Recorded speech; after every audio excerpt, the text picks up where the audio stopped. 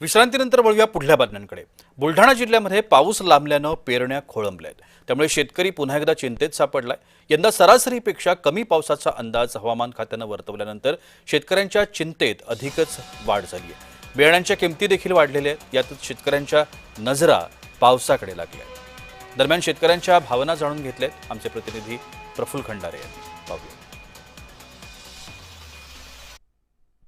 एकीकडे खत आणि बियाणं मिळत नाहीये, त्यामुळे शेतकरी पूर्णतः या ठिकाणी संकटात सापडला चित्र पाहायला मिळतंय। मला सांगा दादा, या ठिकाणी आता पेरण्या जे आहे त्या खोळंबल्याचं चित्र पाहायला मिळतंय।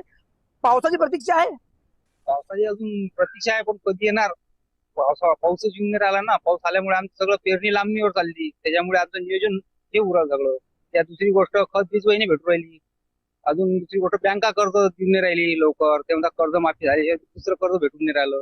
तर आमच्यामुळे एवढं संकट आहे की आता कसं काय शेती करा पेरा, म्हणजे पाऊस नसल्यामुळे सगळे अडचणीच अडचणी आहेत आम्हाला उभ्या।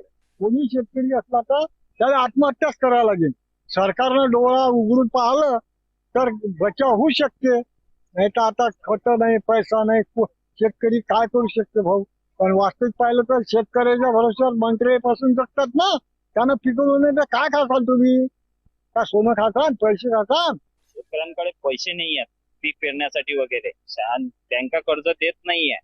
कर्जमाफी जाहीर केली, पण कर्जमाफी खात्यामध्ये जोपर्यंत पडत नाही तोपर्यंत बँका तुम्हाला देणार नाही, आणि कर्ज हे फसवी कर्जमाफी योजना आहे असं वाटत आहे। त्यामुळे शेतकऱ्यांना फार संकटाचा सामना करावा लागत। शेतकरी आपल्या पेरणीच्या कामाला लागतो, अशी संपूर्ण परिस्थिती बुलढाणा जिल्ह्यात शेतकऱ्यांची पाहायला मिळते आहे। प्रफुल्ल खंडारे, जय महाराष्ट्र न्यूज, बुलढाणा।